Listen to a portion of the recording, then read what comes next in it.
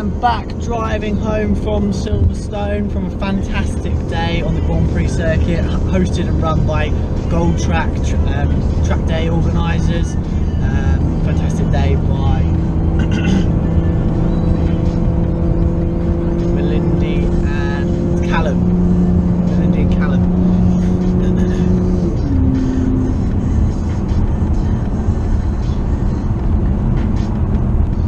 Day started off relatively damp, which on the Silverstone Grand Prix circuit means it's quite slippery. However, the warm temperatures and a bit of sun came out, meaning that it dried by mid-morning, which is absolutely perfect.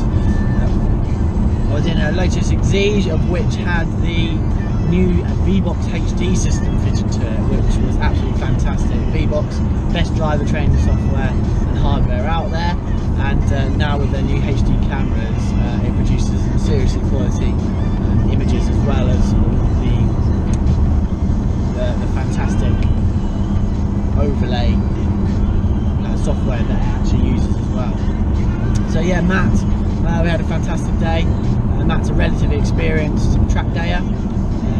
He has had the Exige 6 months now or so. He's done some 5 or 6 track days in it. And yeah, showed some great driving skill, and the big thing really was the development that he did over the course of the day. Managed to get him down to a new PB at the very end of the day, which is fantastic for the Silverstone Grand Prix circuit. I mean, sort of a 2:33 in a road car and road tyres on hand controls is pretty fantastic. So fair play to you, Matt.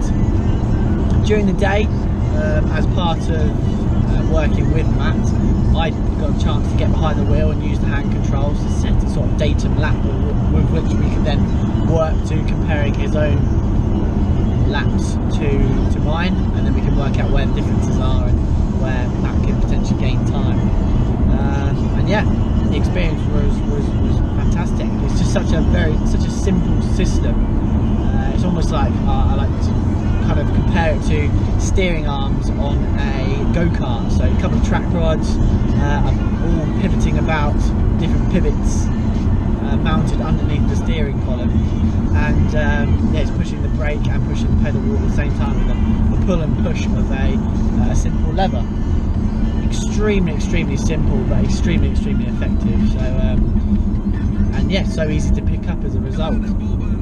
Big thing for me when driving was the fact that I actually had to use only one hand on the wheel at most of the time. So I was actually just holding the wheel left-handed, and then using my right hand to then obviously monitor the throttle and brake.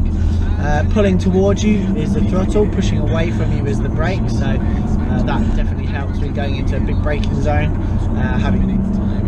pushing up against the lever to sort of hold yourself upright, as it were. Really had to grip onto the handle to push it hard forward to get the brake pressure to stop it quickly. However, then actually bringing the throttle back was relatively easy and smooth. It didn't come right up to the steering wheel, which meant that you almost had to just pull it from the back of the lever rather than maintaining your more consistent grip whilst gripping the lever itself. And yeah, it was relatively intuitive to pick up, really. I adapted a lot better than I did the last time I drove hand controls with the Team Brick car, and it wasn't as dramatic as I thought it was going to be. I mean, I was a little bit worried by the fact that you can't sort of have a bit of throttle and a bit of brake on all at the same time. It's literally either one or the other as you're sort of pushing in a single motion forward and back. You can't adapt to the two. So it was interesting in that respect, but I think as a result you can't quite manipulate the car. You could obviously if you were on the normal pedals and hands themselves, or with the slide sports mechanism that is used on the Team Brick car.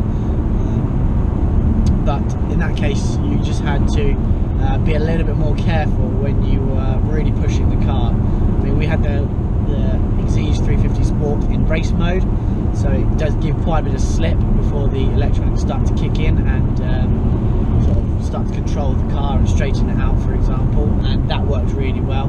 There's a few big moments that we had, but obviously because you've only got one hand on the wheel, and it's not quite instinctive to either brake or accelerate to balance the car when you're in a sort of sliding situation.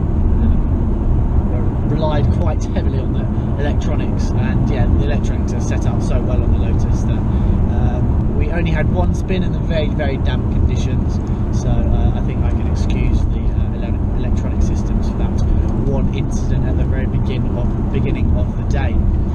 But yeah, massively intuitive with the paddles as well. So we were using full paddles on the automatic gearbox that the Exige has, so we were literally doing the absolute minimum that was going to be adapted, or in terms of driver aids, were actually on the car. So it was a really pure driving experience, but yeah, still using that hand control.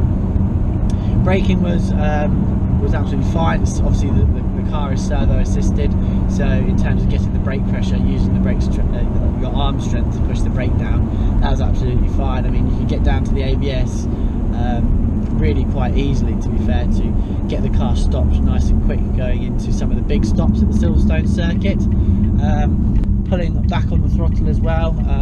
Initially it was quite difficult to sort of pick up, when you start to pick up that first 10 to 20% of throttle as you're coming through a corner, trying to get that feel as you're starting to pull back on the lever, but with nothing to kind of like monitor it against. You are literally pulling against pretty much thin air. So I found it a little bit difficult to make that transition from 0% throttle up to 10-20%, the most difficult, because I'd be a little bit too much. The whole car would lurch forward and then put you offline, or too little and you start to lose the momentum. So by the end of the day, I think I started to get it really. So again, it's just a case of adapting and getting the feel right for when you whilst you're out on circuit. And yeah, that was literally probably the hardest bit about using the hand controls themselves. I mean, very intuitive to pick up.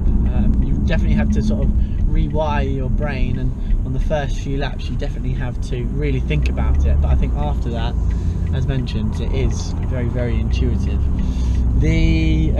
And fast at that as well. I mean, there were quite a few Exiges there, new Exiges. The only place I've seen more Exiges are at a Bellencoval track day, when we had about 10 or something ridiculous like that. But no, there was a good 4 or 5 Exiges there throughout the day, and yeah, it's really good to see the Exige becoming more and more popular, because it is such a worthy track car for the amount of bang for a buck you get for the car. There's not a lot faster for the money, I don't think, out on the circuit.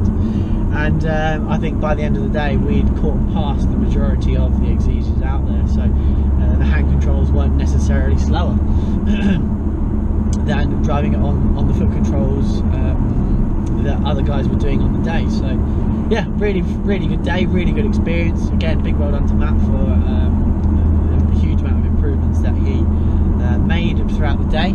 And yeah, I hope to bring you some more videos of a bit of hand control driving in the near future. Much love, catch you later, bye bye.